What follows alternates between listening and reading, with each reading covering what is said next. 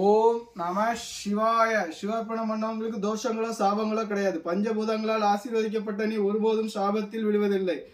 YouTube பார்க்குற எல்லா நண்பர்களுக்கும் ஓம் நம சிவாயங்கிற நாமத்தில் வணக்கத்தை கூறி இந்த கதையை தொடங்குகிறேன். ஓம் நம சிவாய. ஒருவர் இரு குழந்தைகள் இருக்கும் இடத்தில் ஒரு ஞானப்பழத்தை கொண்டு கொடுக்கிறார். அப்போ கொடுத்துக்கிட்டு இருவர் ஆளுக்கு பாதியாக எடுத்துக்கொள்ளுங்கள் என்கிறார். அப்போ ஒரு குழந்தை எனக்கு அது முழுமையாக வேண்டும் வேண்டும் ஆணவம் கொள்ள அப்போ அவர் ஒரு போட்டி என்ன செய்கிறார் வைக்கிறார்.